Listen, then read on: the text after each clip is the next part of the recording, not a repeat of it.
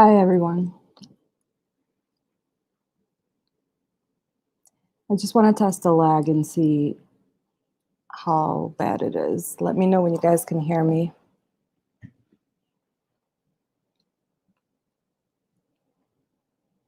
Welcome, welcome.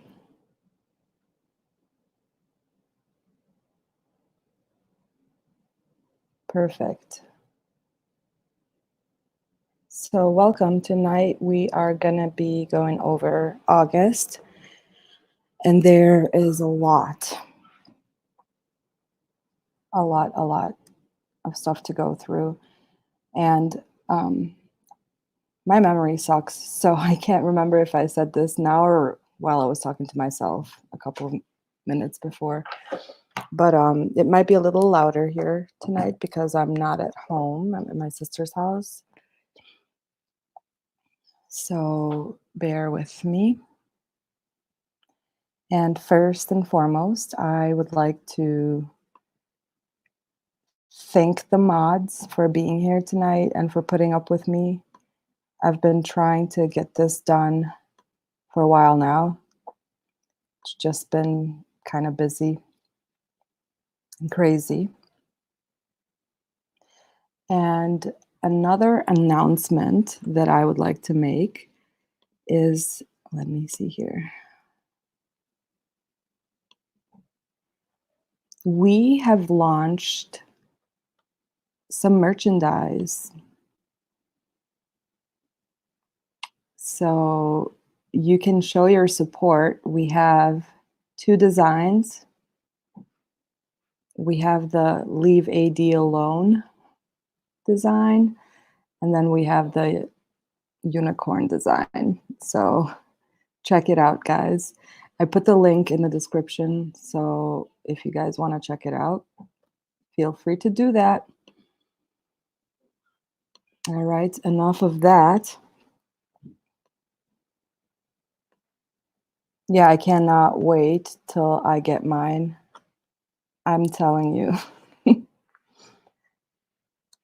It's awesome. All right. Well, we have a lot of material to cover, so we should probably get started.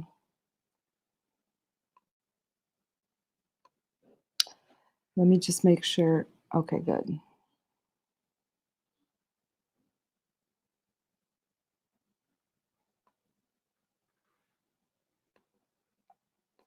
So YouTube apparently caught on, and we can now have a pop-up chat, which helps. I don't have to keep going back and forth. Hi, Lisa.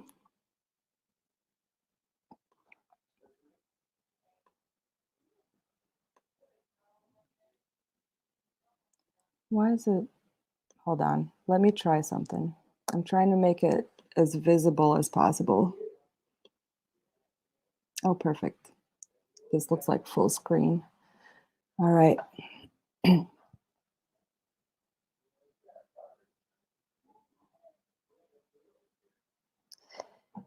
Are we ready? I'm so slow. I'm just trying to pull it up here too. So, all right, perfect.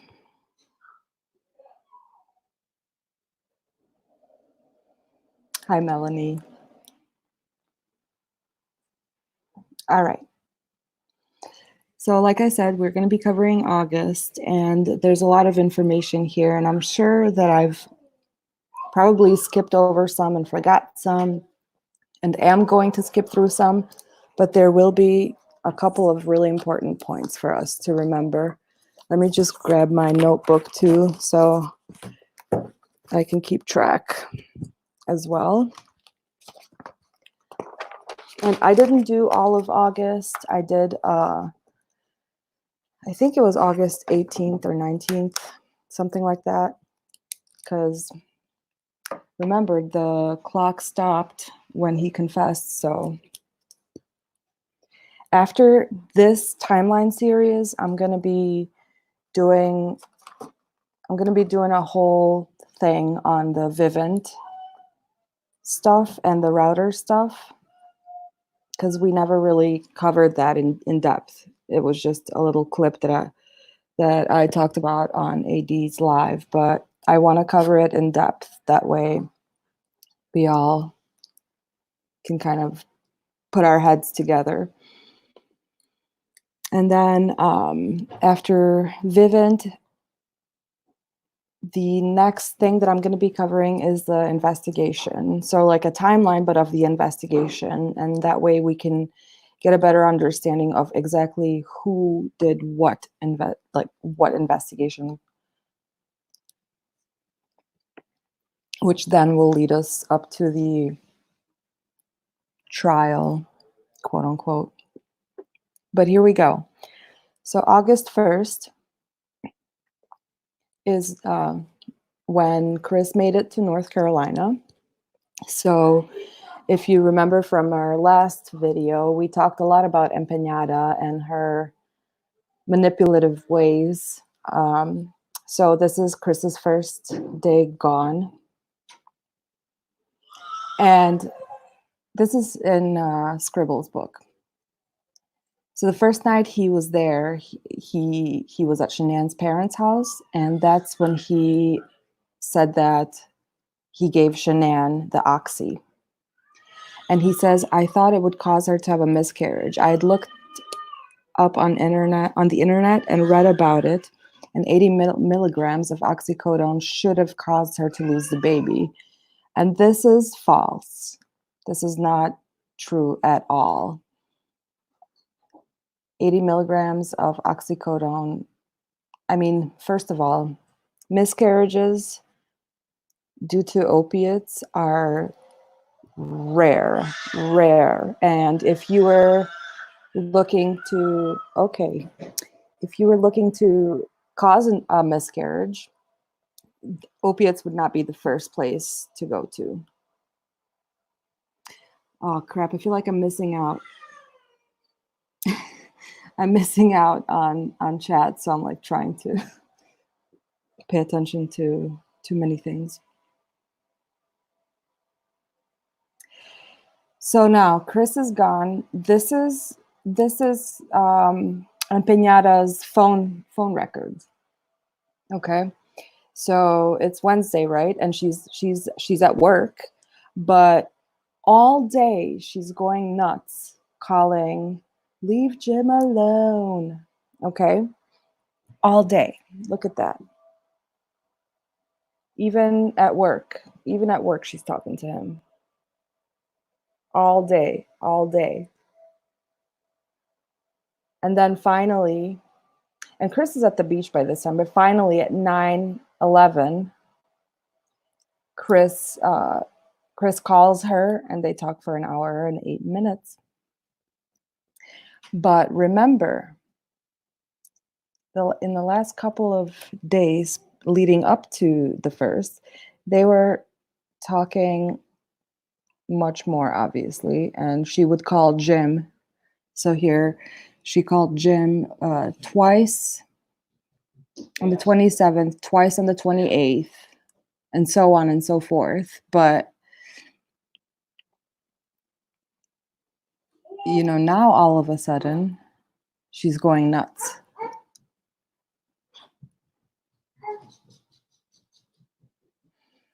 And like I said earlier, they are at the beach, Pavilion Park in North Carolina. And he claims that he gave her oxy on that first night. So this is a super long message, but I wanted to show you guys.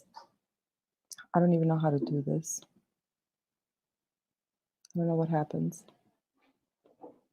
Okay. But Shanann is saying that she's not vomiting this pregnancy, but is nauseous. I don't know if I just screwed everything up because. Oh, baby's crying. Hold on one second, guys. Let me just figure this out.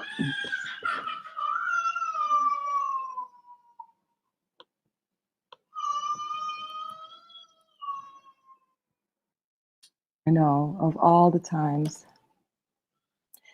Oh my gosh, thank you so much, DY, DYCY. Thank you.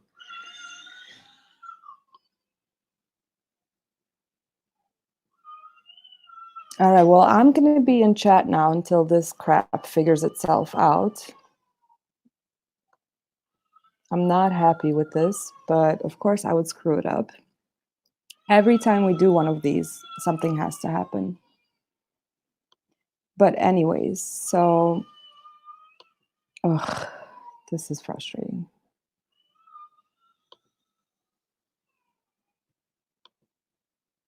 Oh, thank you. I don't know how to behave. Thank you so much. I mean, it is. Empeñada put a hex on me. High caffeine Q.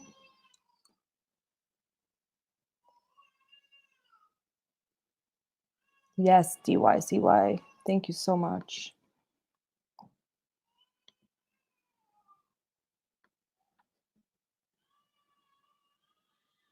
Oh, jeez. All right.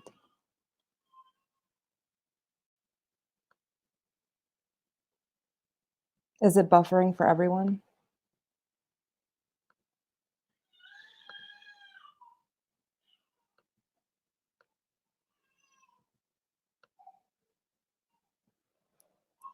I feel something crawling on my my leg.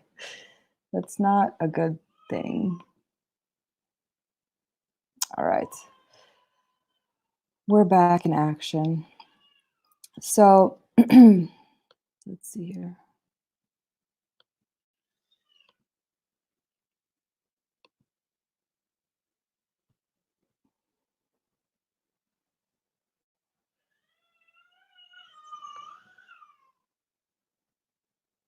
I don't know if you can hear Liam, but he's being dramatic.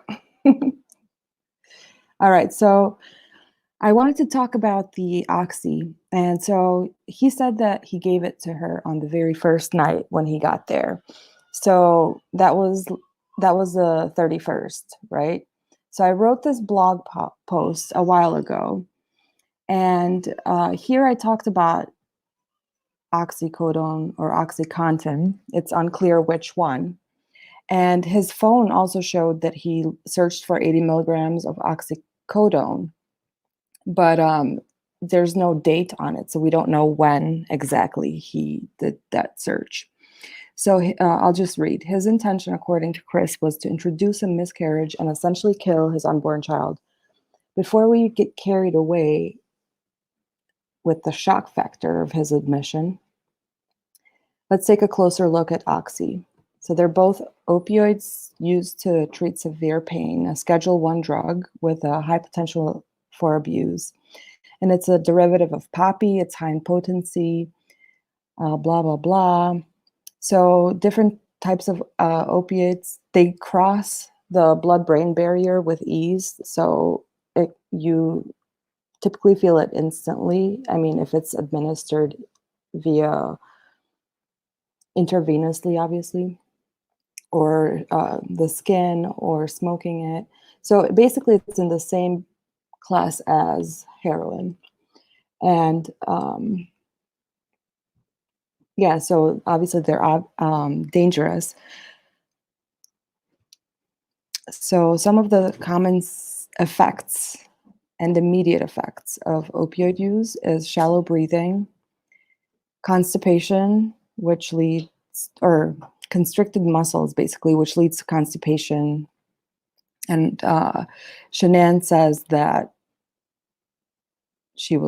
I'm jumping ahead of myself, but yeah, constricted pupils, which is another thing that's a telltale sign, itching, vomiting, dizziness, and drowsiness. So we are in the midst of a opioid epidemic, right? So it wouldn't, I mean, in 2018 especially, it was almost, it's epidemic. It is, I mean, when you think about this virus now, when you think about addiction or death or by overdose, those numbers are ridiculous. But anyway, so here's this text that Shanann sent out that day. So she says, the last week I have not been able to pee normal. So she says that this is from the last week. So Chris wasn't there last week. He had just gotten there. So she had difficulties peeing even then. Okay. But feels great otherwise. 10 p.m. last night, Chris rubbed my back in for the first time in over a month. When he was done, I sat up and I was lightheaded. Body felt kind of numb, tingly, itching all over, and just weird. 11 p.m., about an hour later, I stood up to pee and vomited mildly. About 30 minutes later, massive instant migraine. So then she takes Imatrix, which is that migraine medication, on top of it at 2:30, and she says usually gets rid of migraine, but it didn't.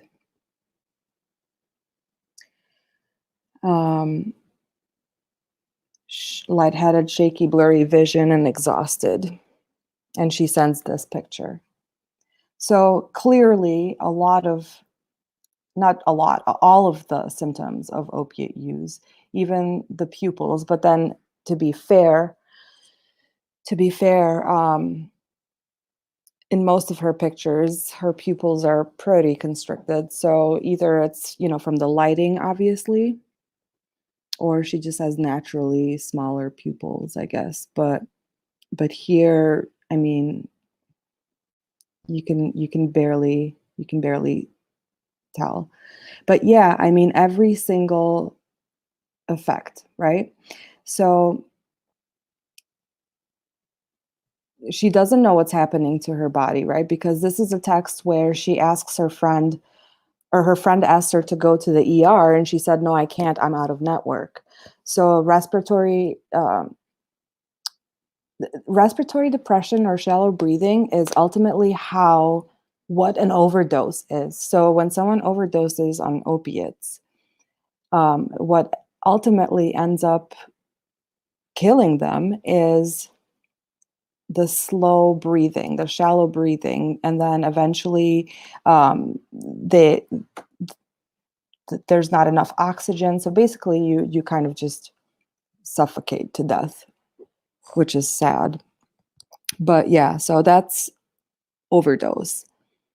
Also, if you are taking for the first time an opiate, or you take more of it than, I don't know what your tolerance is, I guess, then some of the effects also, the next effects that we're going to read are also going to be that much more higher too. So you're more likely to experience these. So I'm thinking if Chris gave her 80 milligrams of oxycodone or whichever one, that probably, I mean, it's a pretty massive dose. So if she had some sort of tolerance to it, or to painkillers, then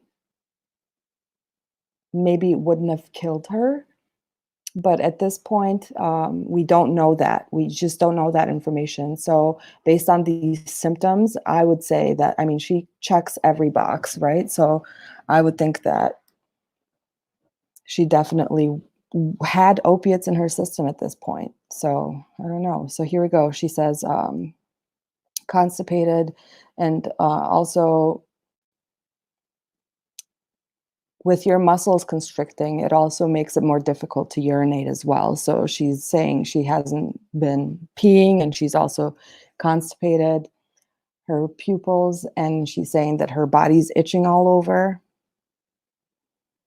And she says she vomits, but at the very top of her text message, she says, this pregnancy, there's no vomiting. It's just nauseousness, right? So So now she's vomiting all of a sudden, and then drowsy. I mean, clearly. So that's what I wanted to show you there. And then moving on with the,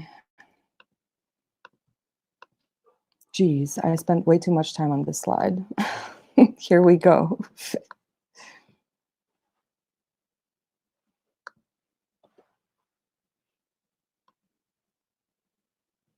Let me just make sure that we get it like big screen again. If I knew how to do that.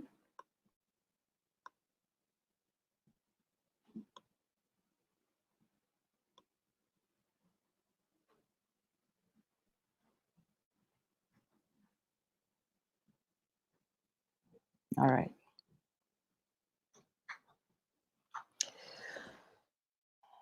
And while she's feeling sick, obviously, these are some beach pictures. Hi, Angelina. I just peeked into chat.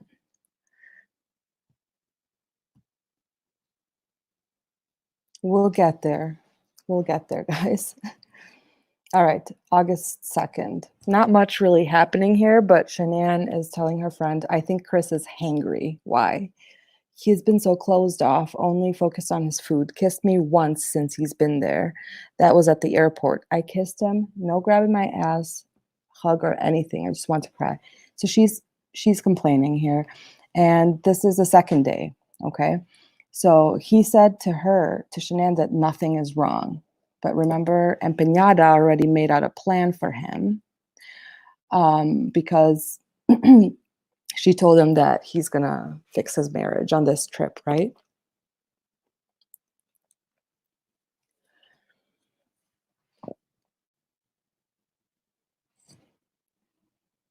Yeah. And then this day they went out. He was, you know, I keep looking at these pictures and I just wonder if do you guys have the sense that maybe, I don't know, it just, I can't wrap my mind around it that at this point he was already like premeditating or even attempted, basically, because he said that he gave her the oxy the night before. But if you're planning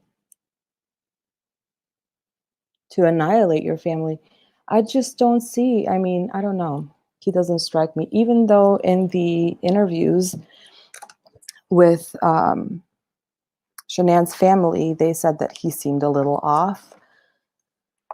But yeah, I don't know. So this is also when he transfers this picture to his calculator app. Ugh. Hi, it's me. I was just calling. I don't know what the hell she was calling for. But at 10:40, he's transferring pictures. Now, I want you to remember something. Whenever you see a calculator entry in his log, 99.9% of the time, it's right after he's either getting off the phone with her or he's on the phone with her texting, okay? So remember that every time there's a calculator app entry, especially when Shanann was around, um, there's a calculator entry for when he talks to her. And then here, this is when she tried to initiate the deed with him, right, Lisa? And he basically rejected her. So they were wondering why. And she's saying they're alone at the beach house. And here Shanann is saying, I was trying to wait till the kids went to bed and talk to him, and he was being impatient with kids for no reason. So I flipped, and I flipped. I said, since you've been here, you haven't touched me. I kissed you at the airport, and that's it since then. The kids are not coming to you because you have been on edge since you got here. Anyways, so literally they're already arguing. So this is day 2, day 3. They're wondering if it could be the burn. I really have to hurry this up. But Shanann is wondering if she's not desirable and all that. Now, that same day, in the world of empanadas, um, and empanada is talking to her friend.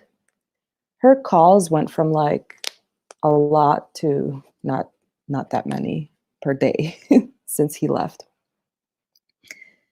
So check it out.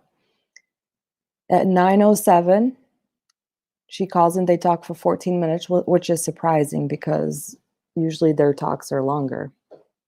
So 14 minutes, math. But let me say 14 minutes is 9:23, exactly when he transferred stuff to his calculator app, right? So that theory, yeah, just keep that in mind. And then Shanann asks, you know everything that happened with Chris's mom, right? She went behind my back and let Bella have or do. We already know what she's talking about. Chris makes one phone call to his dad today in over 4 weeks, and he wants them to see the kids tomorrow. I told him over my dead body. They don't get to disrespect me and him and his kids and get rewarded. It took me over a week to get Bella to change her attitude with me. Cindy had her disrespecting me. His dad said, yes, I want to see the kids. Even though he blocked us, hasn't shared any memories of our kids on Facebook, hasn't attempted to make contact. Am I wrong? I shouldn't reward them for their horrible behavior and putting both my kids at lives at whatever, But I want to focus on something here. First of all, she says, this is the first phone call to his dad in over 4 weeks. And remember, 4 weeks ago, at this point, is when Nutgate happened. And 4 weeks ago is also when Shanann told him that that Chris should not have any contact with his family anymore. So at Nutgate, when Nutgate happened, Chris was cut off from his entire family. And now he's in North Carolina. He's been in North Carolina for 3 days now. And after 3 days is the first time when he calls his dad. I think that's sad. And with Nutgate, she says that Ronnie blocked us. I don't know who the us is, right? Because I think at this point, oh no, Chris still had his Facebook. So I'm assuming she's saying Ronnie blocked Chris and Shanann. But I don't remember when he pulled up her Facebook account, like Facebook in the interrogation room. Like he pulled it up in like a second. So I don't think he wouldn't be able to do that if either one of them was blocked, right? So I doubt that they were blocked. And hasn't shared any memories of our kids. Again, like if you're blocked, I don't know that you can see any of that.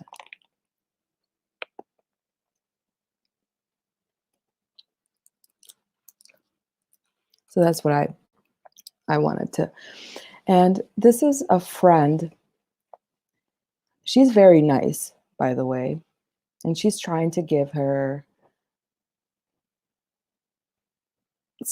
some kind of like words of guidance and stuff like that. But I feel like this is why I wouldn't get along with Shanann. Let me tell you. I feel like everything her friend says or suggests, she's like, well, no. Do you have one of those friends where, like they keep telling you and asking you for advice, but then when you try to work it out with them and help them, they have a objection to everything. So, yeah, I tend to get impatient with individuals like that. So I don't last long in those kinds of relationships.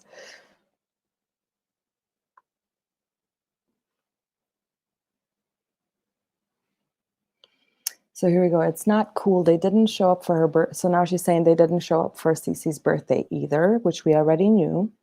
And her friend is asking, what is Chris saying? And Shanann says, they can't respect my kids. They don't deserve to see them. Chris is so submissive and gives in so easy. It's like he brushed this off. What if Celeste died? So clearly, Shanann is saying like Chris is not acting, he's not freaking out basically. Like he's cool as a whatever, pickle or cucumber or gurkle, whatever. But yeah,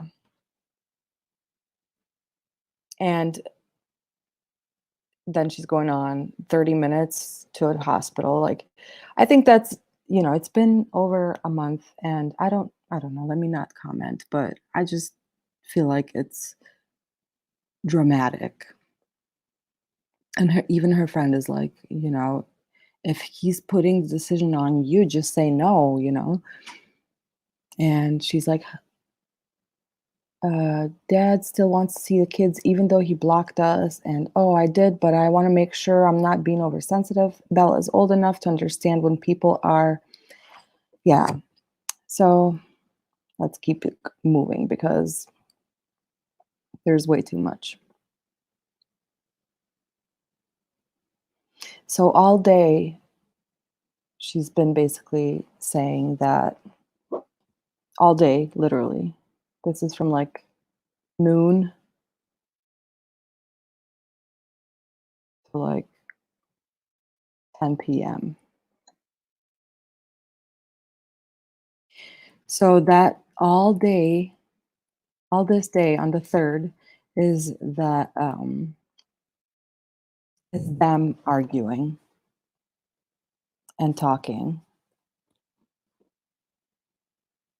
So the fourth, this is after midnight.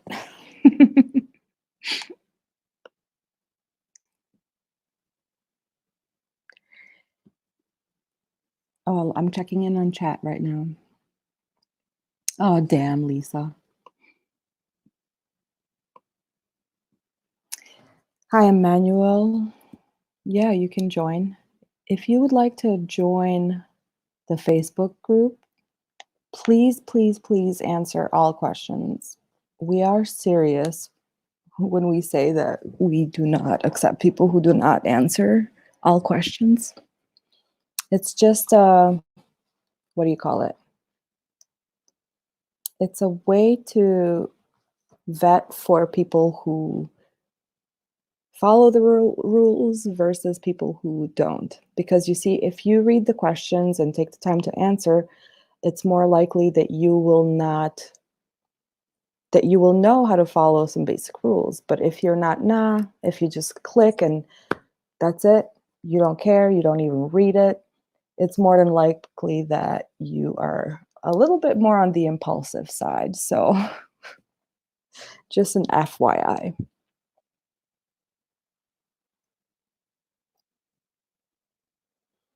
All right, so August 4th, NK Googles for wedding dresses for 2 hours. Okay. She's Googling wedding dresses for 2 hours while Shanann is still going on about her fight with Chris. And she's saying, this is a fight where they talked about daggers when Chris was saying, or Chris said that Shanann put a dagger between them and all of that. So they're arguing. And this is day 4. So the first day he said he gave her Oxy. The second day, third day, and fourth day, they're arguing.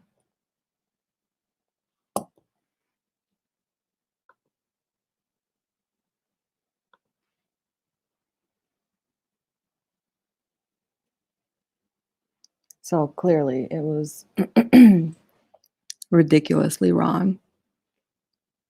And now check this out. Shanann wrote him this super long message, right? And his response is, yes, you protected our daughter, and I thank you for that a million times a million. I don't think they are innocent in any of this. They do want to be in the kids' life, and I'm not sure they even know how to right now. They should have swallowed whatever they needed to and came to Cece's birthday party and called her and shouldn't have blocked all whatever. He's basically repeating. Remember, like early on, we talked about his writing and talking patterns, right? He's remember when NK sent him whenever she sends him a message, he responds literally to everything she says. I think we went over this in the when they first started emailing one another. So even though as a girl, let's say, who's fighting with her husband, I saw a really long text message like this from him. I would get excited, right? Like, oh, wow, he took all this time to write this. But really here, he doesn't give us any information. All he does is just agree and confirm what Shanann said. So it's like literally talking to yourself when you talk with Chris, which is why I think it's really important when communicating with people like that is to not give him that. I bet you if Shanann wasn't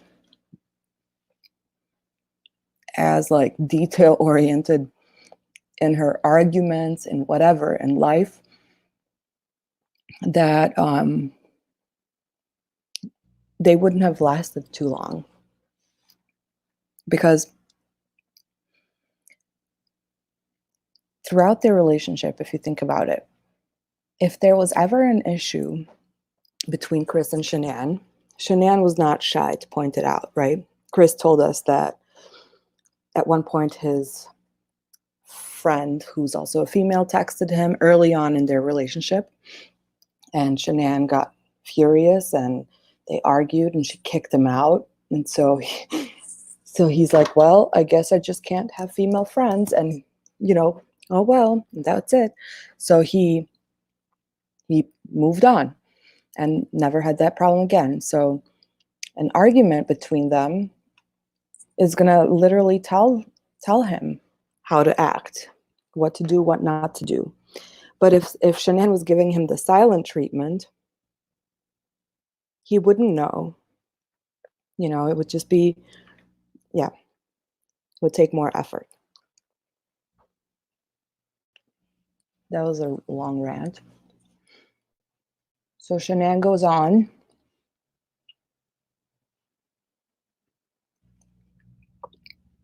Now,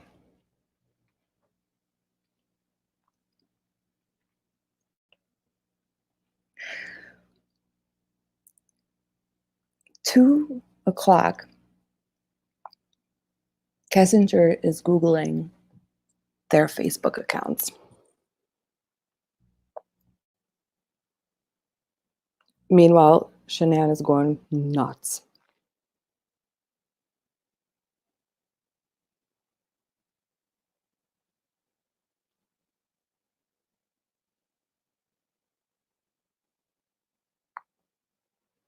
You see what I'm talking about?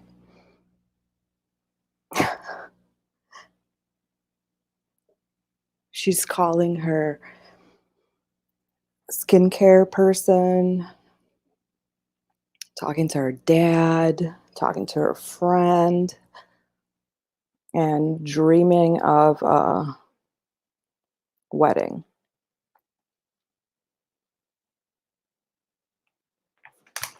And this is a picture that we all know. Now, this is night.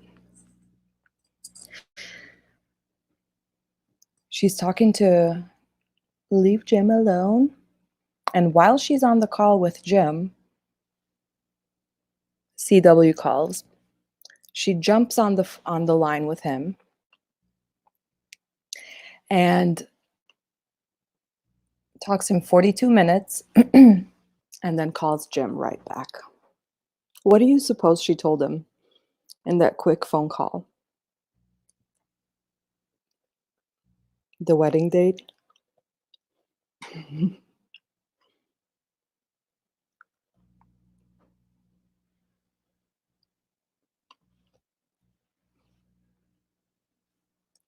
Sunday.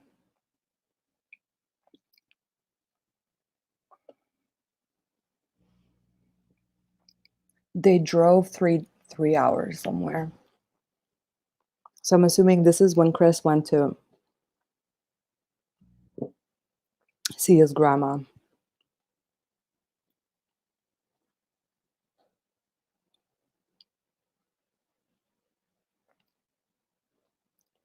Here's that text message. So now she's feeling sick again. Oh, you know what? She's feeling sick. This is August 5th. So she's feeling sick.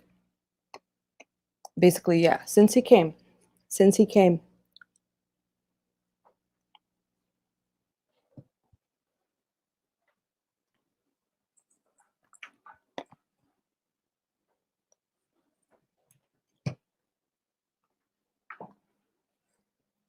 They had another fight.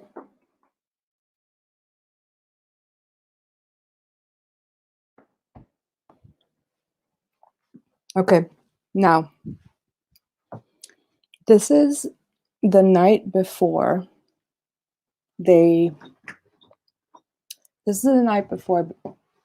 Chris goes to his parents' house. Okay, so the night of August 5th, he talks to Empeñada for 89 minutes. That's a long ass time.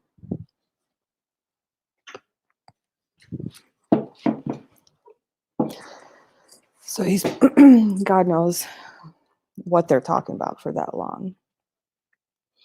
But on the 6th, at 6 in the morning, he's Googling the distance from the moon to Earth.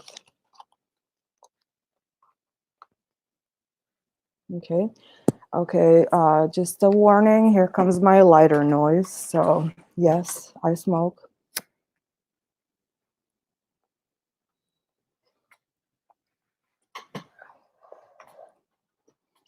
So yeah, I think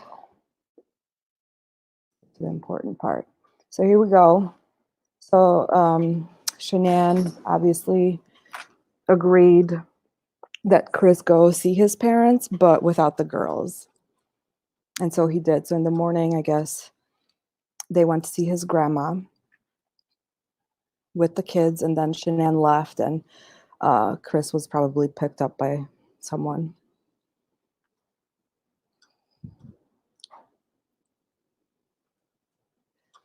So Shanann is sending screenshots of Mama Barrett's a little bit reversed. That hurts. She's sending screenshots to her friends, letting them know that he asked. And then On that same day, Shanann posts this on Facebook. So this is yet another reason why I am also convinced that Shanann did not take the doll picture. So, and no, it's not fake, but basically she's saying that Cece did this, okay? And Kay spends all day talking to leave Jim alone. And at 1:30, there's a calculator app picture. So that means that they were communicating somehow. And this is the day that Chris also wrote the note.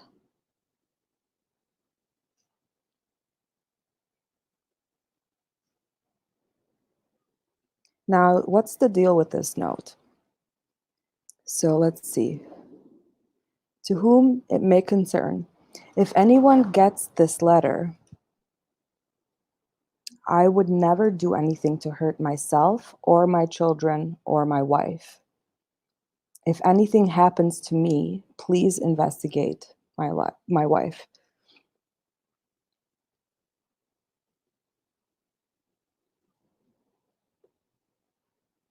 Right? So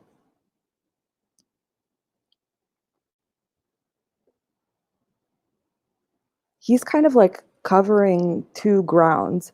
In the first part, he's saying, just know that I would never do anything to hurt anyone. And then he just kind of adds on there, if anything happens to me, please investigate my wife. Like thinking in Chris logic, what do you feel like? Does it have any significance?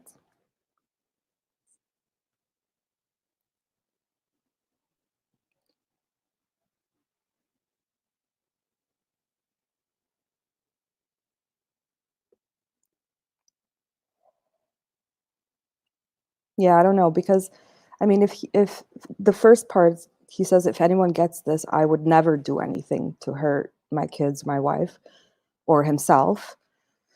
Um so basically he's saying if something happens to them, I didn't do it. And then if something happens to me, look at my wife because I wouldn't hurt myself. Does that make sense?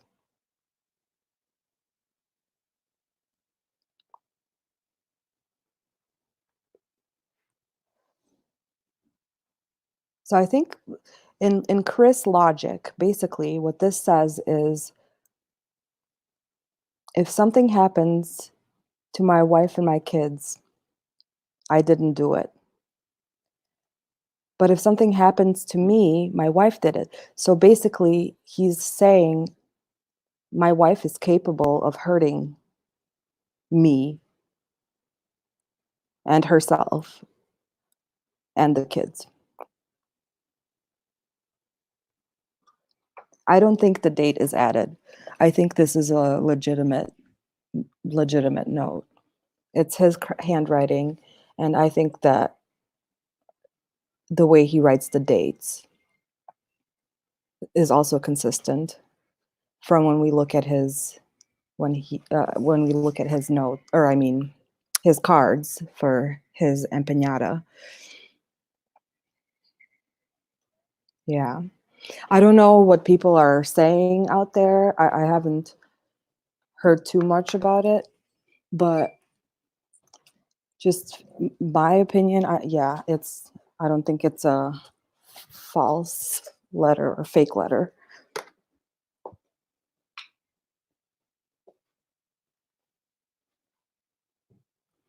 Yes, and his family member also confirmed that multiple times.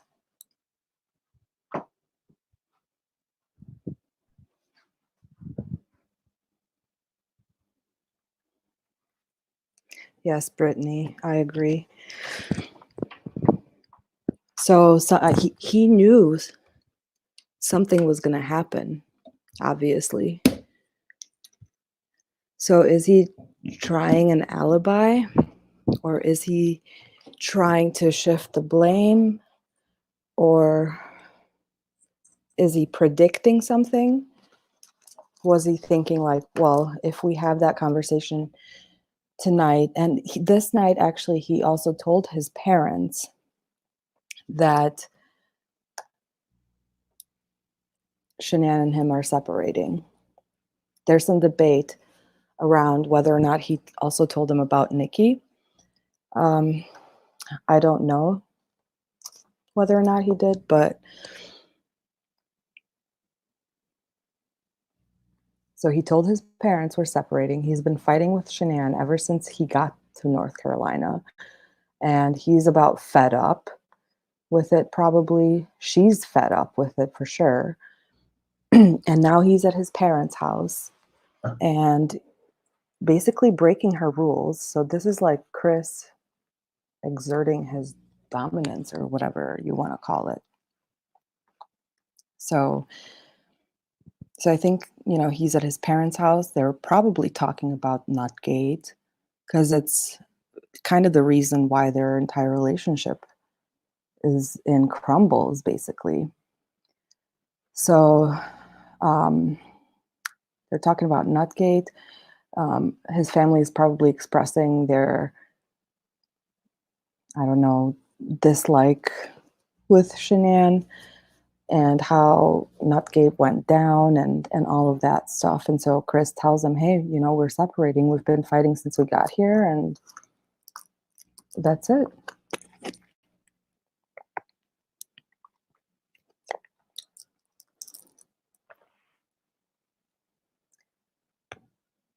So they continue talking about it. And now they also had a fight. So let's just look at the timeline here. At 10:41, he's still at his parents' house. He's taking pictures.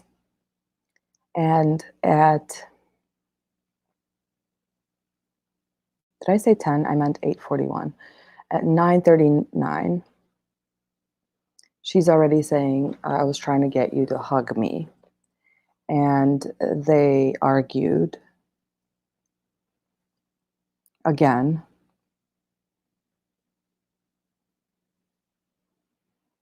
And he tells her, I'm scared. You wanted the truth, and I told you how I felt.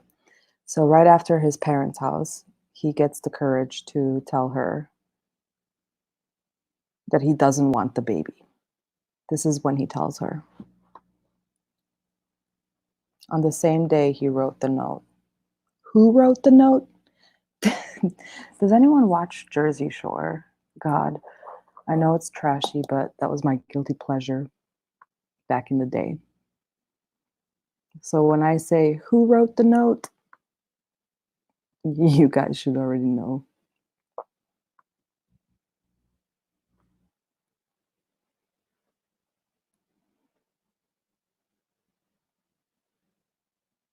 Yeah, so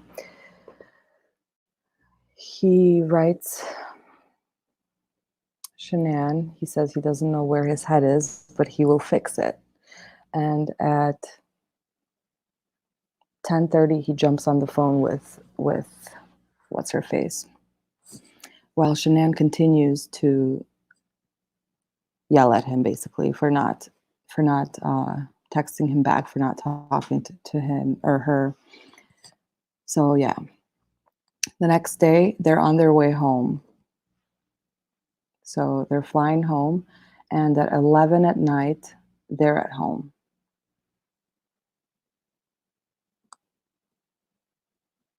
And this is the day that NK called the police department for some reason. I never figured out why. I'm wondering if it has something to do with like her key. Maybe she locked herself in the basement or something and needed help getting out.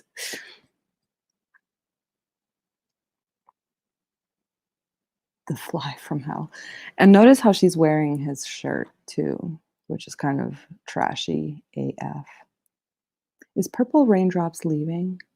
Oh, good night, Purple Raindrops. I know I'm taking forever.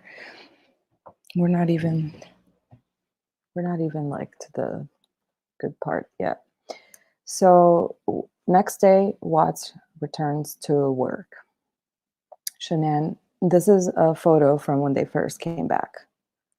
The next day, obviously. Their reunification with Dieter.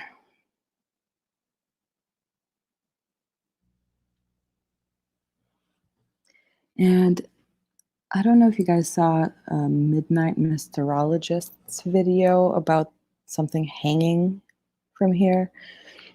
I thought that was interesting, but I didn't really think it was anything significant. But I think, is that the same thing? I don't know. But they're back. And okay, guys, please pay attention.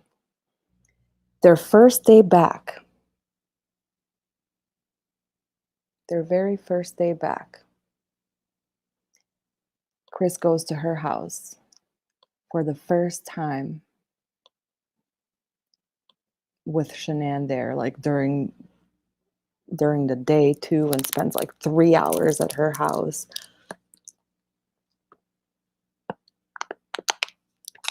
And comes home at 6:20 while Shanann has an ultrasound scheduled for 7. Like, he's getting bold, right?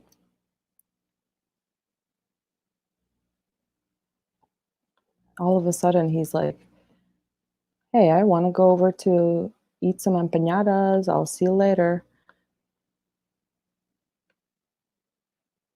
And just goes.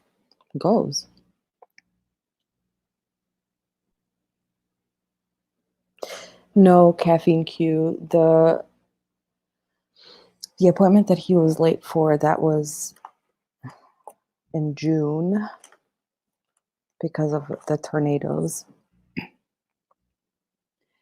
But yeah, so and then he says, when this is from Scribble's book, okay? When I returned to Colorado, I saw Nikki after work. I went to her place in my work truck. Like, he's so specific. And there's no word anywhere about him going to her house, right, guys? Like, after they come back from North Carolina. But here he's saying that. And he says, Nikki gave me a key to her place. I saw this as a pretty big step, because what woman gives another man a key to her house without wanting to take a big step in the relationship? I had told her that Shanann and I were going to get a separation and that the marriage was going to end, but that she was still actively trying to fix our marriage. Do you see that? So he told Nikki that Shanann is trying to fix the marriage.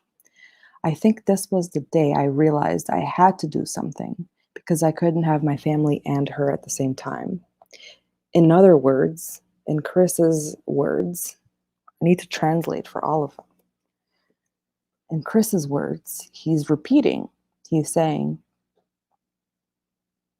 I was told that I had to do something, because you can't have your family and me at the same time. The last time I saw Nikki was August 11th, when we went out to eat. That's when Shanann was in Arizona and I'd gotten a babysitter that night, which is something I never did before while Shanann was away. I told her I was going to a game with some guys because I had won the lottery at work. Yeah. Nikki talked about her apartments she found for him. She was looking at the apartments that were big enough for me and the kids. She said after I had my own apartment, we could move at a slower pace. Man, Get out of here, Chris. That's a cover story. I know damn right Chris does not use words such as pace. We could move at a slower pace, right? Oh, yeah. So I wanted to show you this is where he parked, and this is her address, right? So obviously, because he thinks he's slick, he parked all the way over here and then probably like just cut through these buildings over here. Know what I'm saying? Like empanada is really corrupting him. And this is in her words. She says, he stops by the Frederick Toyota dealership to pick up some paint or whatever, which I totally debunked this lie in another one of my videos, which you guys will have to look at. It's called Tracking NK's Lies. So please have a look at that because she's straight up lying right here. And Chris's GPS does not show him anywhere near any car dealerships. So for what reason she lied there, I don't know. And then, of course, after he leaves, she's Googling marrying your mistress again and calls her friend while she's on Google, asking him probably, I don't know, whatever. And then at night, Shanann is saying, I'm going to fight for custody. I can't afford 3 kids and all of that. But then at the same time, she's Googling therapy. And he's on the phone with his wifey. And then they have the talk.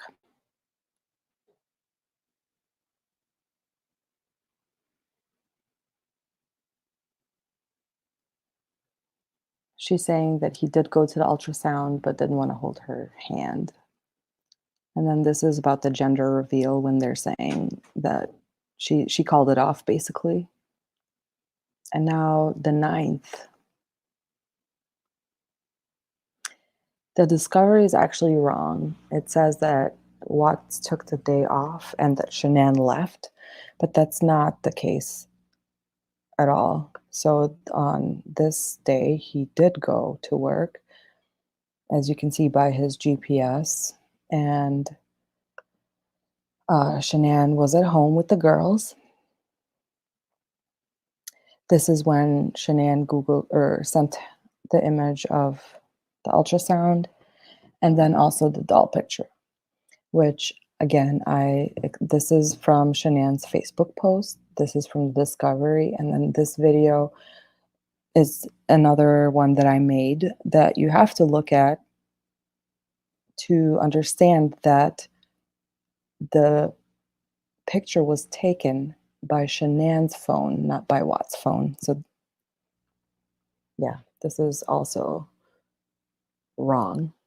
But I'm not going to get into it because that's exactly why I made this video. So please watch it. And this is also when Chris deleted his Facebook account. Now look at sneaky Chris here. So he's driving, right? He gets to 6420 Steeple Rock. And then he moves to this place and calls NK. Okay? Talks to her for 38 minutes. And that exact time, he leaves and goes to work. Okay?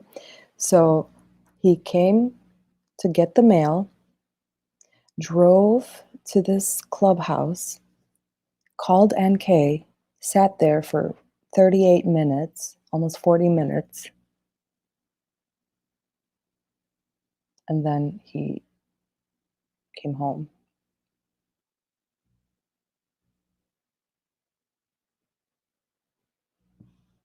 And now all of a sudden, so yesterday they were done. Now all of a sudden, she's saying that he's back to his normal self, right? And then he Googles prices for cars.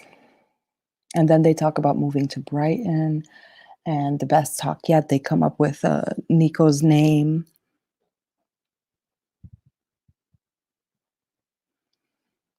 And the call ends at 11. And guess what? He's transferring images.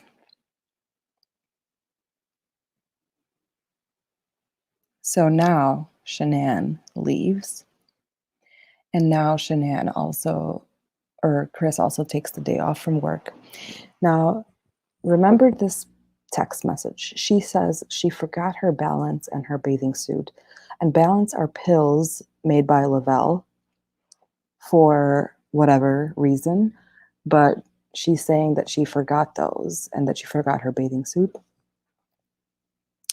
And I'm also going to add to that list that she forgot her watch.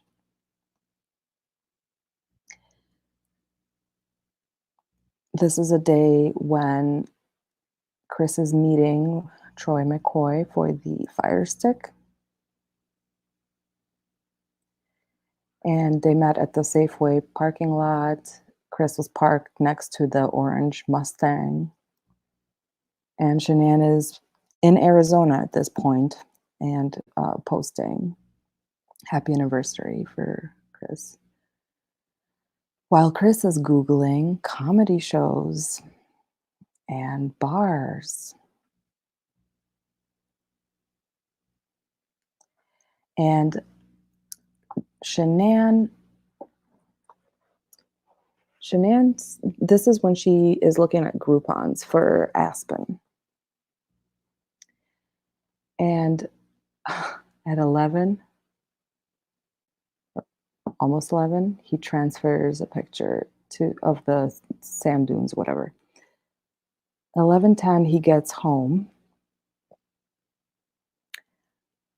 11:20, he sends her this. Was he at the Rockies game on this Friday?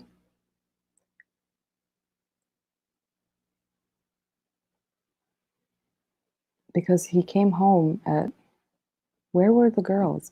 I don't know. But here, can you hear her, by the way? You have to tell me. Thank you so much for coming out here with me, Christopher. I'm having a wonderful time.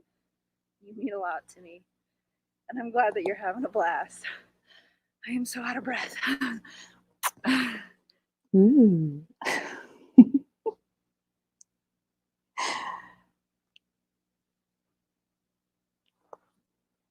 Look at that face.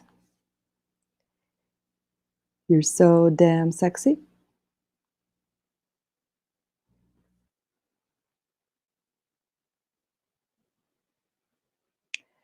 Now, this is a day of their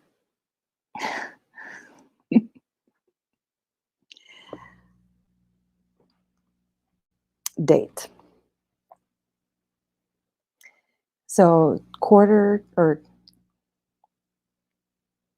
20 to 1, or after midnight, he texts her, "Hope you had a great night." So, this is sweet dreams, my sexy empanada. Damn, those empanadas are making me hungry. I'm gonna have to like edit this video or something because I just get sidetracked so easily. And then they also talk at 2 a.m. 2 a.m. So this is still Friday night. Right. Um, Now look at her. She's all courageous all of a sudden, calling him at in the middle of the day, talking to him.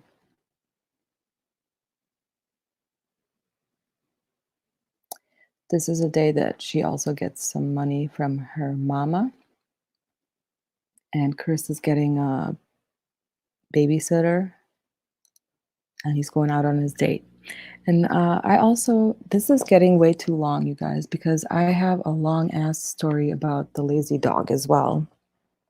But let me tell you, the reason why the lazy dog thing is a mystery is because they have different types. So the one that they were at is not even labeled as a lazy dog. So I don't even know what that is. But at the same time, it is a lazy dog.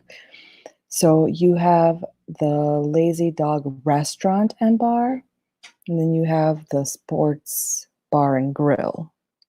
And there's a difference between the two. So she may or may not be telling telling the truth when she says that she didn't like the menu at one of the places, wherever the hell they went. You know what I mean? And this is what she says they talked about during this dinner. He told her, oh, let me read this to you. Chris told me that he didn't have any extra money for a deposit on an apartment. So I told him that apartments nowadays were so expensive for rent and that the damage deposits have to be fairly cheap because otherwise people can't afford move in costs. And this is from your realtor, Miss Nicole Casanjada. He said that every time he got paid, he just watched his bank account dwindle down. He said he wished he had a way to prevent his disposable income from being spent. And this was your personal agent, financial agent, Miss Nicanada Kessinger. I told him that it is possible to divide paychecks into multiple bank accounts, but that if he considered doing that, he would need to make sure it was responsible and that his mortgage and kids and his standard monthly bills were covered, not the non standard, the standard ones. I told him if SW ever wanted child support, he would still be required by law to show proof of that income, even if it was in a second account. This was your legal advisor. Who said that she's the entire Anadarko Anadarko team.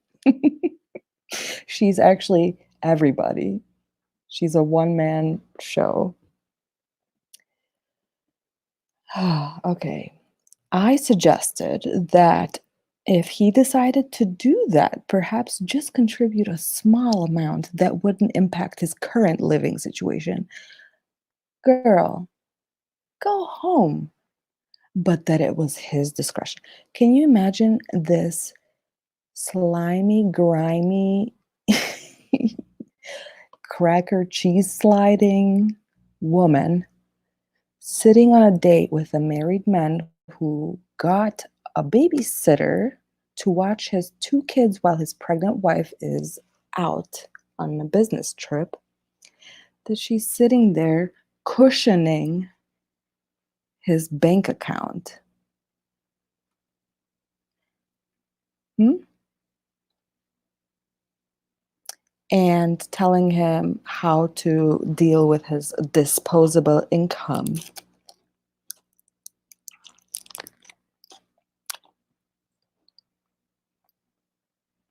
Okay. But this is not all.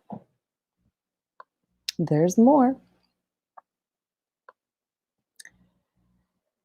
He goes home. Shanann figures out immediately what's going on because this is the night he paid with his credit card, right? Or with his regular card, not with his gift cards, right?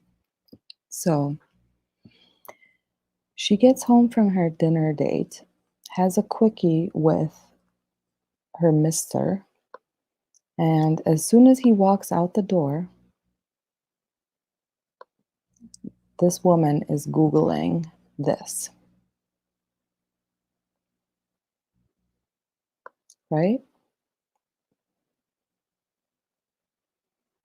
I agree, Stasia. She probably loves going there or being going where being in the oil field industry. So now 10:31, as soon as Chris gets home, okay, he calls her and they talk for 51 minutes.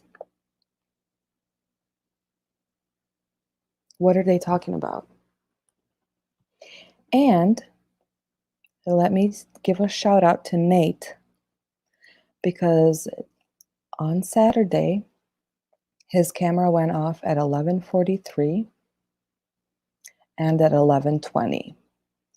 But don't know what these two are because he never went that far. Okay? But Chris got home at 10:30. Oh, I forgot to put the date on here. Oh, no, I didn't. I'm blind too, on top of everything else.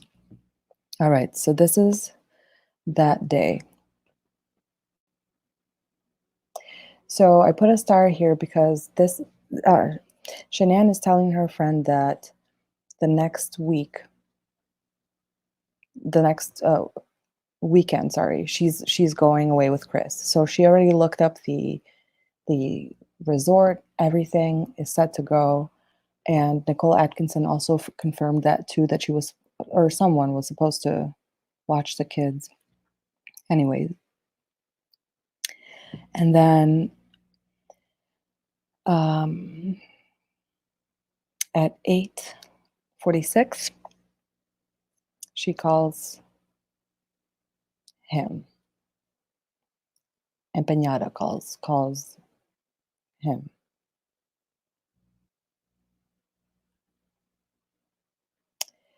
And now this is when the router stuff first starts showing up. Okay, let me try to get through this. But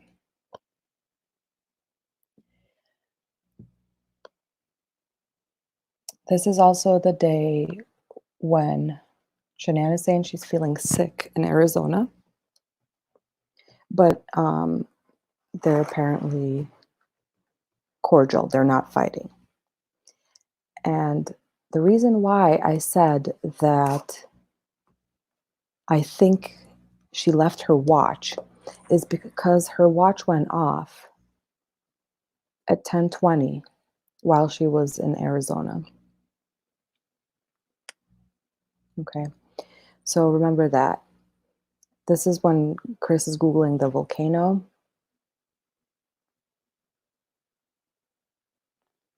And this is when the text messages begin with Charlotte. And this is the Sunday before the murders, okay? So Possessive Mattress is at the Denver Museum doing whatever she's doing, looking at fake Dead Sea Scrolls, which is the exhibit that was sold out, by the way. For that, you can watch the other video that I made. It's called NK's Alibi, and I'll walk you through minute by minute all the text messages, where she was going, what she was doing. Shanann takes her last selfie, and Chris is at the birthday party with the girls.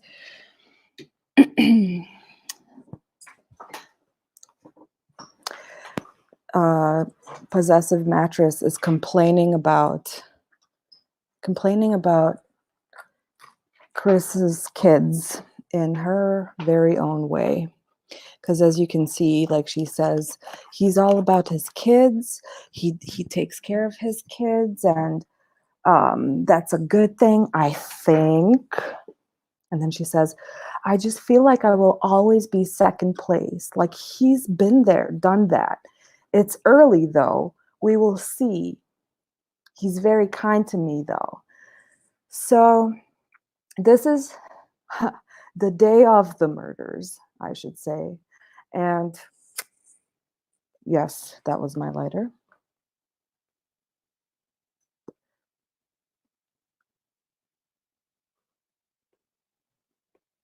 Yeah, she also said that as well.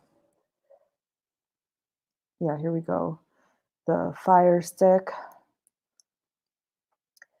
He tells her that he's pounding fruit and he had a whole jar of asparagus. Yes, I am smoking. Sorry if that offends you. Jeez. Why did I put so many things on this thing? It's like giving me a seizure. But so he's at the birthday party. Now he's Googling this volcano. He's checking his fridge temperature. He's grilling 4 chicken breasts. And NK gets home from her trip. 2 minutes later, Watts is Googling the Dead Sea Scrolls. So, like I said, you have to watch this video to understand this whole time frame. I'll eventually, if I remember, put the links in the description as well.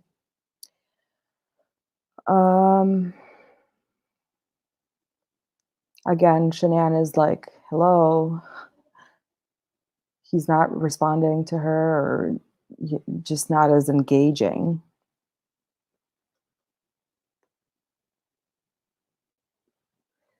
Then we get to the 111-minute phone call. But we'll get to that even more. And this is when she also paid her friend Daniel, aka.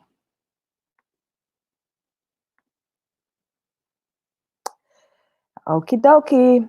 Are you ready to buckle in? So the video that you should watch, if you haven't already, that goes along with this one is the Frederick Pang one. So let's look at this.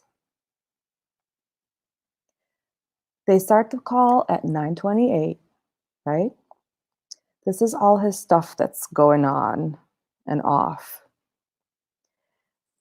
And at 11:19, the call ends.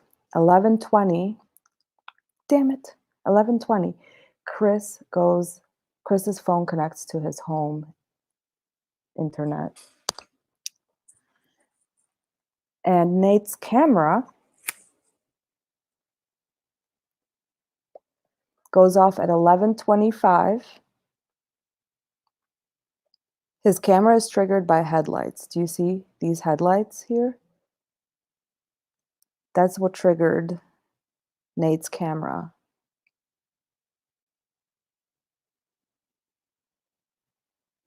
And the clip before that is this one, and that's at 9:45. And this clip that we can't see is over here at 9:37.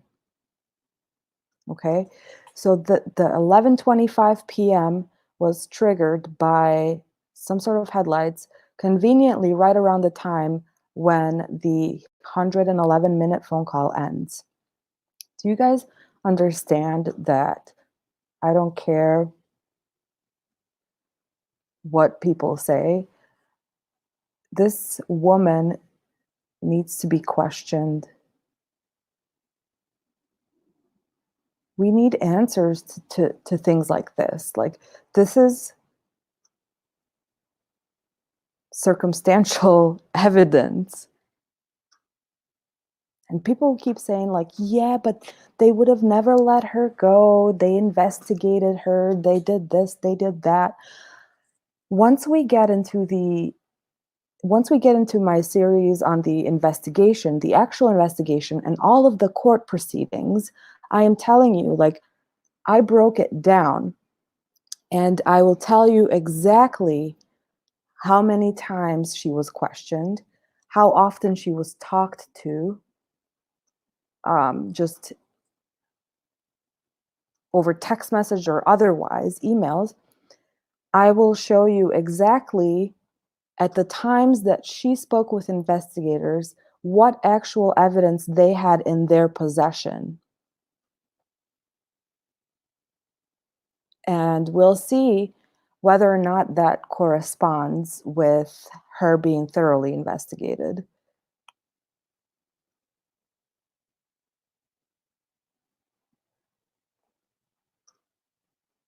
So I get frustrated when people are outraged because a lot of us have questions for NK.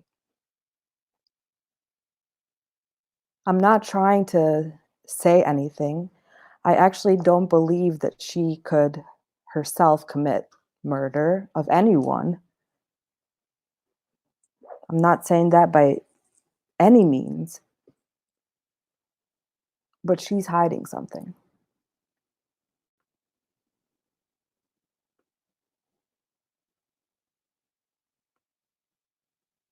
She's hiding something. And it's not just the affair. So moving right along, this is still that same night, right? Shanann's phone connects to the Southwest Airlines Wi-Fi network. So that means she's on her way home. And they landed at 1:25, and at 1:28, according to Nicole Atkinson's Life 360 app, they're driving home. And they arrive home at 1:48. Oh, thank you, Stephanie. Thank you so much. Thank you so much. So this is to show that Shanann wears her watch, let's say regularly. And depending on the photo, like when she takes selfies, it's on this side versus, I don't know how that works. So she wears her watch typically. Now, this picture, this, and this is all from her Arizona trip. And in none of them do we see her watch. So this IP address,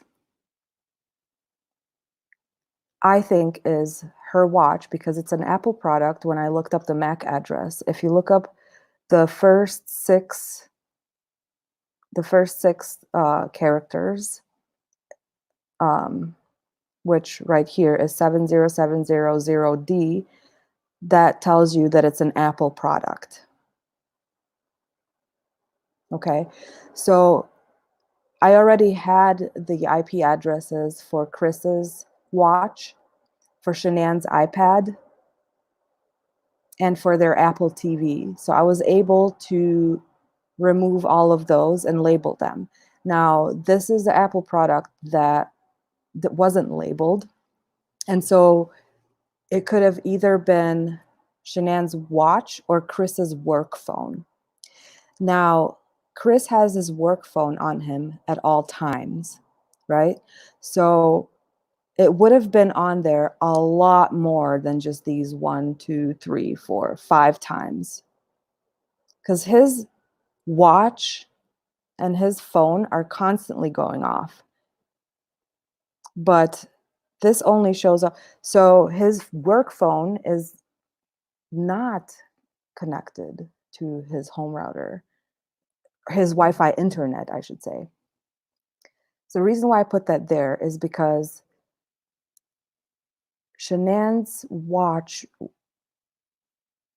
showed up on the router while she was still in Arizona. But I think that the watch was not with her. And like I said, she wasn't wearing it in any of her pictures, even though like she regularly does. Now, she's holding her phone in her left hand, but we can't tell whether or not she's wearing it, but I think it's safe to assume that she's not.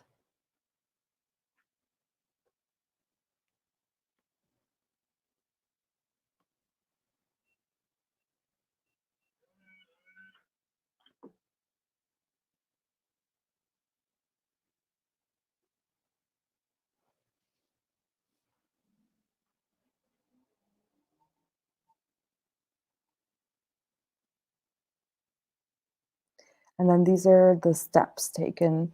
So item 40 is Chris's work phone. And this, well, we'll go into that more, but let's see here. So the times that are relevant to us, so this would be 3 a.m. and this would be 4 a.m. and then this would be 5 a.m. Okay, 5 a.m. and then this is 6 a.m., 7, 8, 9, so on. So 5 a.m. he took 481 steps, which is 0.16 miles. And I don't know if that's like normal. I don't do any of these health things, but do for those of you who do count steps and stuff like that, can you guys give me like an idea? And this is his work phone only, okay? Now this is his personal phone. So for total of August 13th, he walked a total of 3 miles. I don't know how accurate this is, but the steps, flights climbed. But here it breaks it down then. At 5 a.m., he walked 0.19, which is consistent with his work phone. Here he walked 0.16. So at some point, he only had his regular phone on him and then picked up his work phone. So this is comparative to all his Monday. So this is Monday, which around Monday morning. So this is when the murders happened. And this is the night leading up to it. So 6, 7, 8, 9, 10, 11. So he was moving around at 11. Do you see this? And it's almost as many steps as he took at 5 a.m. So it was like he was doing something. What was he doing at 11 a.m.? And then went nothing until 4 a.m.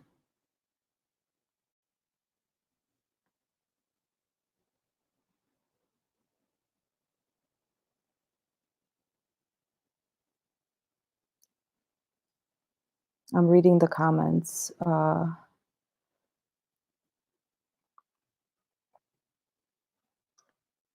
I understand that, yeah, he could have been having phone sex, but like this is walking, like walking.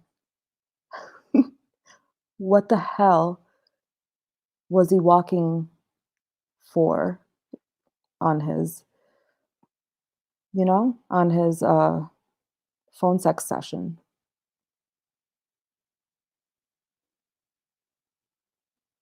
Like right here, look, even here it says so. let's say this was 0.19. So let's say like this is around the same as these 400. So around 400 steps at 11 o'clock at night. I don't know. Did he like run around the block while he was having phone sex?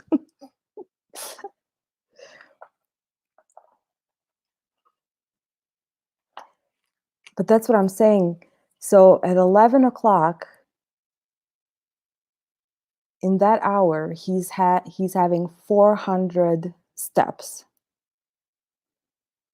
But let's go back here. 11 o'clock, 11:25, Nate's camera goes off. And this is the same time that he gets off the phone call with her. Nate's camera goes off and he makes 400 and some steps. Phone sex? I think it was like carpet deep cleaning time.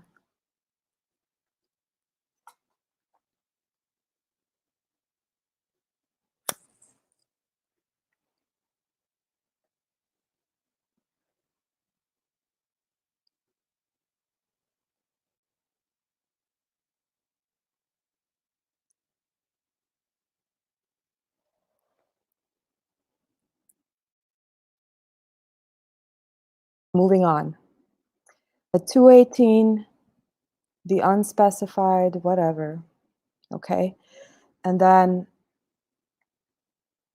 here's a lot of movement that we know. But Tammy asked him about that movement, but she didn't ask him about the movement at 11 o'clock.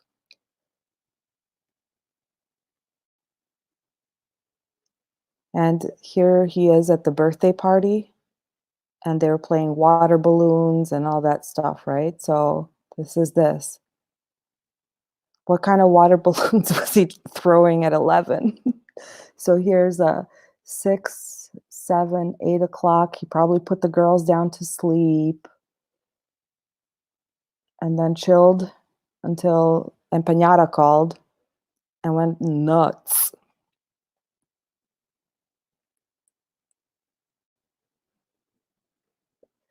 Now, here we go when he starts the truck. So this is the original video, and this is the overlay that I did.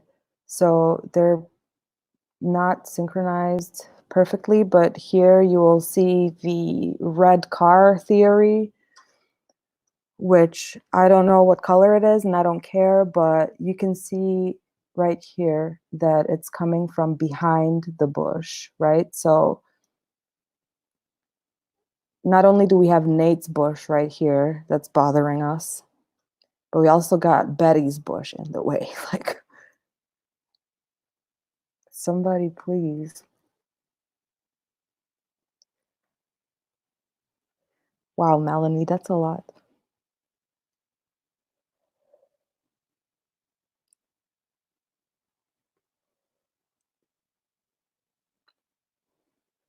And then I made this video that'll break down exactly the timeline from the moment he leaves until he arrives. So I'll just breeze through this. And then another point that I wanted to make here is when he starts, what was that about? So just another point, I guess. This is, obviously here it says today at 9:38 in the morning. So he's looking at this, which is a car driving by. And so this is the car that drove by at 9:30, which I don't think is related, but he's looking for battery. And when he called the West End Snowmass Resort and talked to them for a couple of minutes, he, you know, here DA Rourke said he called his daughter's school to unenroll them. He exchanged text messages with a real estate agent about selling the family home. Minutes after speaking with his mother-in-law, who was wondering about Shanann's well-being. He searched online for coupons to Aspen resorts. Okay. And then he looked up Metallica. So DA Rourke was saying that he was looking up resorts to take her to for vacationing, which I am going to say is not what he was doing. That morning, he called the school to unenroll the kids. He called Ann Meadows, setting up the sale of the house. He's closing things. He's putting things to an end. The reason why I think he called this resort was to cancel the reservation that Shanann had made. Because remember, he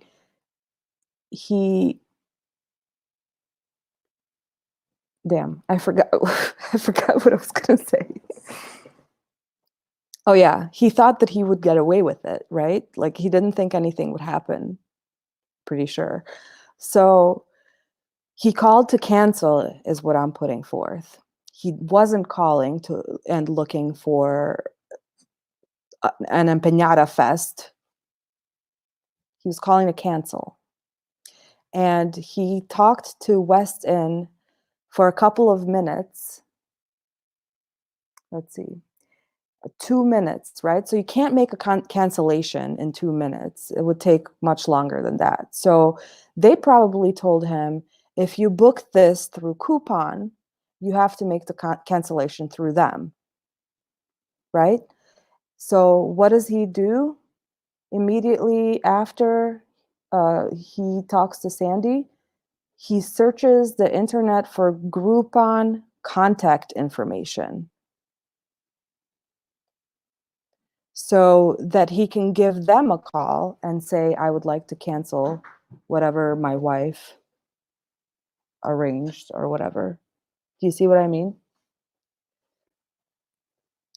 So Rourke used the doll photo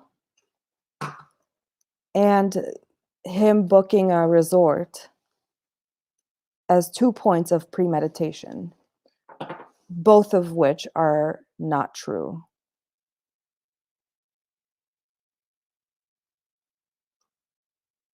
So he was calling Groupon to get a refund to cancel this trip to Aspen.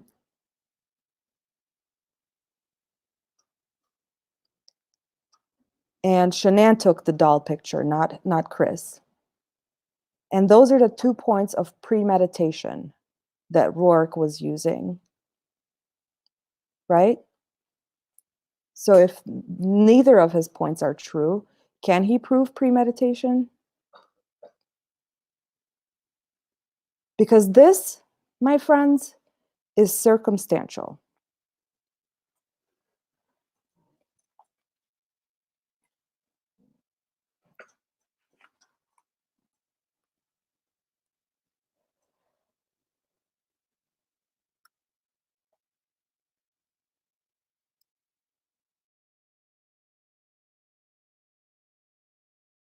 All right.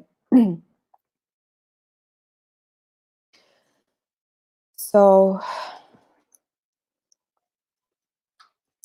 now with Nicole Atkinson, this is from her little GPS device. So she left her house. She said she left her house here, sorry. She arrived at some random house at 11:11, and she was looking at this house for a friend, of hers who was supposed to move there, okay? She says that in her interview. Excuse me. Then at 11:46, she leaves that house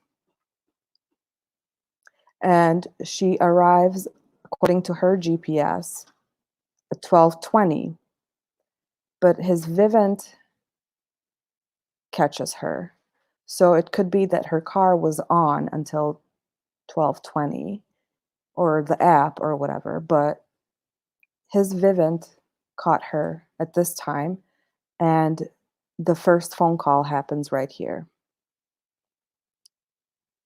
when Chris calls Nicole Atkinson is asking her to stop playing with that. So, according to Nicole Atkinson's GPS, she stays until 12:47. But in her interview, she says that she was, damn it, that she was at the doctor's office at 12:40, but at 12:41, Chris called her to tell her to stop messing with the door. So this is like in her interview, it's inconsistent. She stayed at Saratoga Trail until 12:47. And at 12:47, she left to go to the doctor's house. Or not house, sorry. To the doctor's thing. And she comes back at 1:13. So from 12:47 until 1:13, she was not at the house. At this point, at 1 o'clock, Chris leaves to come home. And he's calling his boss, telling him, I can't get a hold of Shanann. And at 1:40, Nicole calls the cops.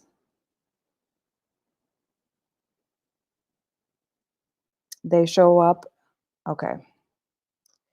They show up at whatever time, 1:40 something.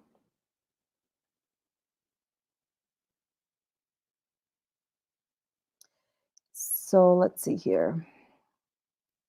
Now watch this. Again, at 2:06, Chris arrives. 2:07, I'm sorry. Chris arrives. At 2:07, Shanann's watch goes off. At 2:08, Chris's watch goes off. Like they connect to his Wi-Fi. The door's opening. They look around. At 2:13, he turns on the phone that they found, Shanann's phone. And at 2:14, he puts the code in. And once he puts the code in, it's connected to the internet. So this is the famous text message. And this is him literally as he's typing this message. And you can almost see what he's typing.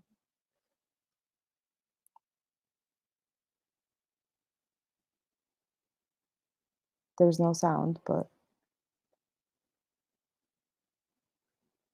OMG, that is absolutely ridiculous. They would freak out.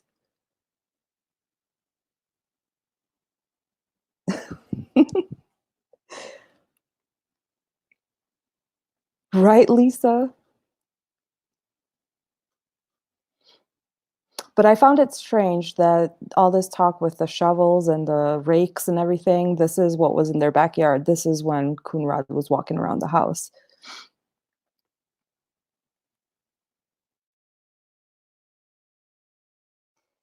And this is when Kessinger is trying to call him. She's talking to Jim here. Now, remember she said that Jim was at her house, right? So she says that 3:45 is when she would have gotten home, and that's when he texted her. But she left out the fact that she called him twice and he didn't answer. And then he called her back half an hour later, and then she didn't answer. And then finally they got a hold of each other at 10 o'clock. And they talked for 50 minutes. And then later on, they talked for 52 minutes at 11 o'clock. So in the meantime, he moved his car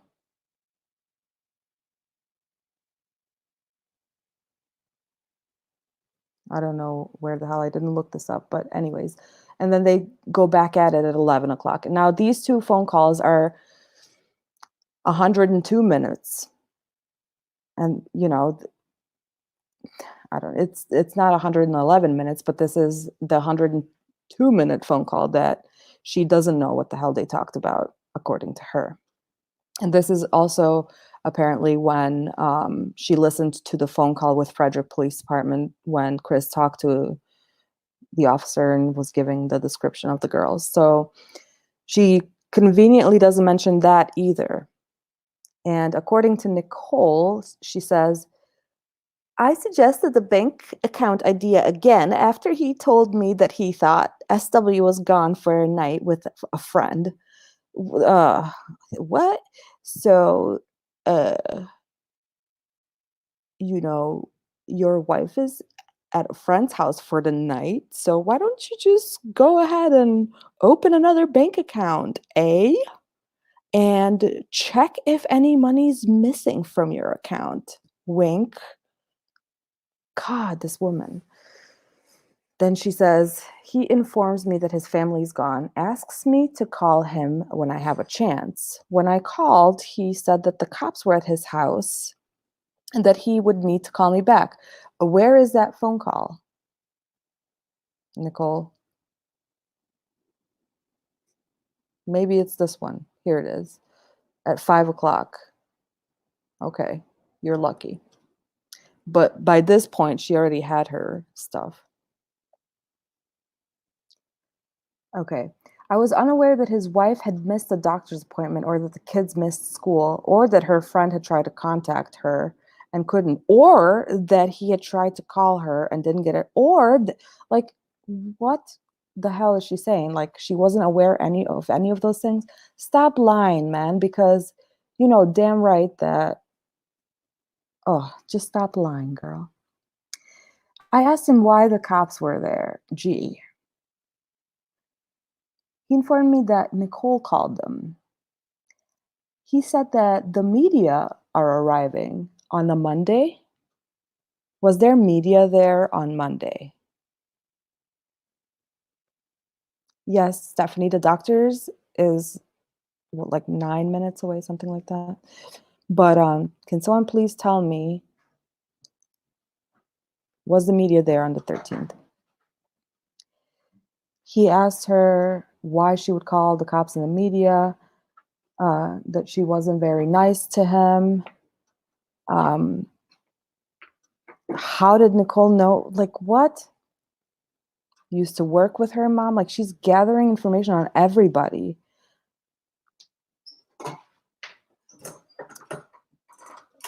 She's suggesting that Nicole Atkinson and Shanann concocted this plan.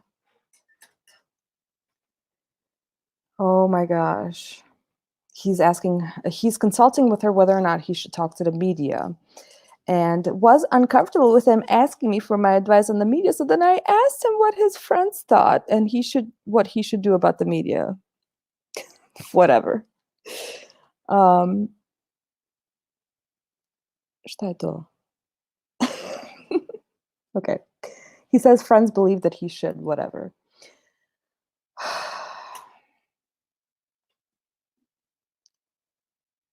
Again, she's trying to say, go search the friend's house. Like, how well do you know Nicole? How well do you know her husband? How well do you know? Like, she's trying to. Oh, God, I can't even. I've been on for way too long. I feel like we should stop this for tonight and then pick back up because this is ridiculous. Let me see. How much more do we have? Oh, yeah. No, I think we're going to stop here because this is just too ridiculous. So this is part 5, part 1 of part 5.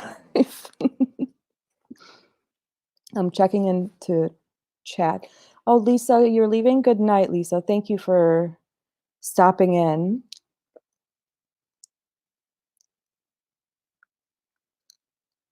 Yeah.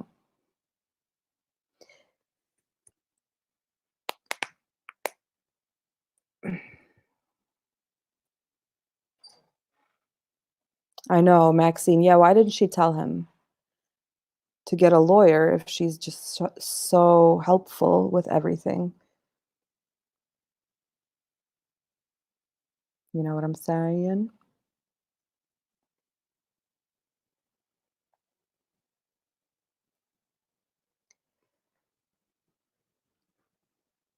Yeah, we're definitely gonna have to pick up because I breezed over so much of this stuff that only because I'm like trying to not make it so long, but yeah, this wasn't gonna work out. But yes, she is a crotch. Bobby Owens wants to know if Nicole is in some dark stuff. If Scribble is to be believed, which I don't think she is, and I also don't believe Chris 100%. I think maybe she's very like, she's one of those like yoga people who eat grass and stuff. No offense to people who follow that lifestyle, but yeah, I live on grease and meat and stuff like that. So, but I think she was just one of those people. I don't think that there's any sort of like weirdness going on with that, but yeah, I mean, maybe she does all this herbal stuff and burns sage and stuff like that, and Chris probably saw that and was like, "Whoa, is that weed? Is that Dead Sea Scroll weed?"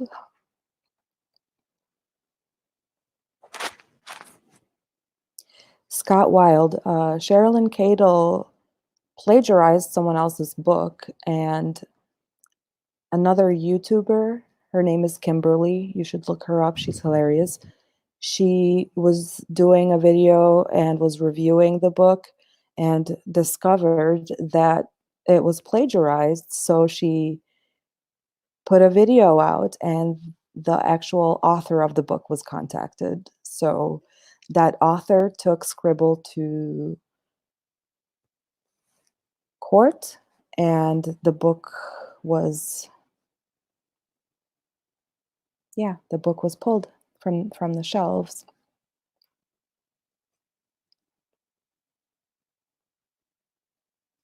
Such the worst.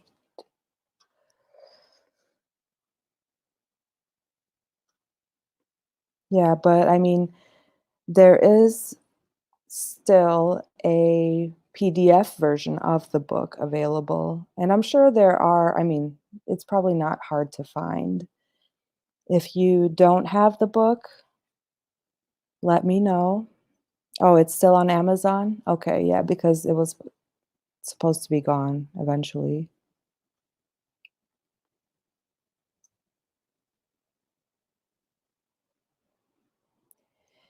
Bobby Owens, I honestly don't even know what EVPs are, and I enjoy another YouTuber. I actually love watching his videos, and hopefully he should be coming on soon. So if you go check him out, give him love and do not mention Chris Watts because he will kick you out.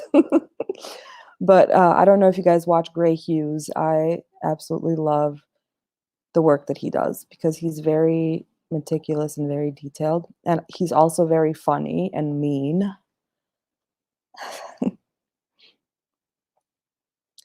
Maxine, he Googled two volcanoes. I will tell you which ones. One second.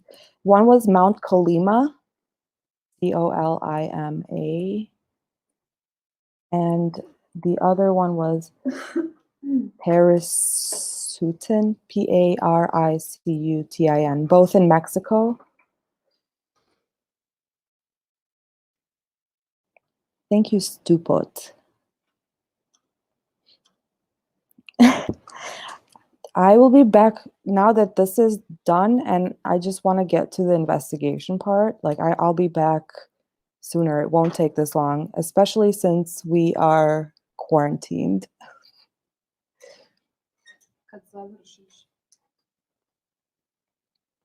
So,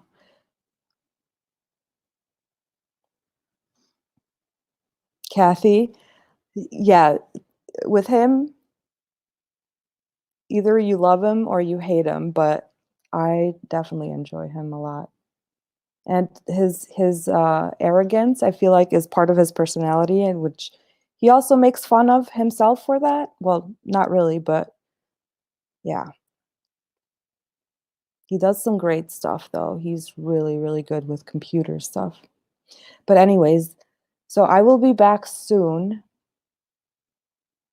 Keep checking, subscribe if you haven't already, do the bell thing so that you know.